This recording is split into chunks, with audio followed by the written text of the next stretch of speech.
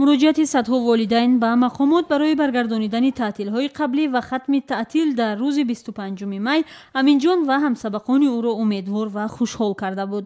ба гуфтаи ӯ дар ин чанд соли ахир баъд аз 25 май дар мактаб дигар дарси дуруст набуд. баъди 25 ҳамаи китобҳоро буд мекунем, мо дигар дарсӣ мешинем, намедонем дигар чо кунем, синфҳо дигар надонем чо кунем. хубаш мешавад ки аз 25 таътил сар шавад ва мо ба экзаменҳо хубтар тайёрӣ бинем.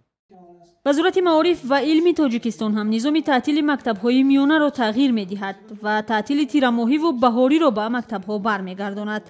аммо соли таҳсил дигар дар мактабҳои Тоҷикистон на 25 май ё 7 июн, балки ба эҳтимоли зиёд то 14 июн поён хоҳад ёфт. воқеан ҳам як пешниҳод аз ҷониби вазорати маориф ва илми ҷумҳурии Тоҷикистон ба ҳукумати ҷумҳурии Тоҷикистон ҷиҳати таҷдиди назар кардани худи давоми давомнокии таълим ва баргардондани рӯзҳои таътили хонандагон пешниҳод шуда буд ва хушбахтона ин аз ҷониби ҳукумати ҷумҳурии Тоҷикистон дастгирӣ ёфтанд ва айни замон тағйирот ба низомномаи муассисаҳои таҳсилоти умумии ҷумҳурии Тоҷикистон барои мувофиқа бо вазорату кӯмитаҳои дахлдор идома дорад.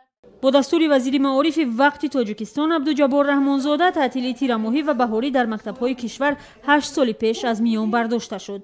моҳи майи имсол беш аз 600 падару модар бо ирсоли як нома ба ҳукумати кишвар хостори баргардонидани занги охир ва рӯзи хатми таҳсил ба рӯзи 25 май шуда буданд.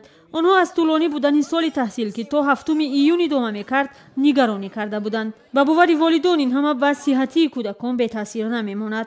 бояд бисёртар истироҳат кунад, майнаи сараш дам гирад, чунки аз моҳи сентябр дарс таҳсил сар мешад, дарсҳо сар мешад ва ё бояд дам гирифта фикри мустақил кати ба синфи оянда равад. уже охири сол мешад, кӯдакоям уже дилбазанд мешад аз дарсхонӣ. фикри ман ҳамин ки чӣ хеле ки буд то 25 мая ҳамин хел монад.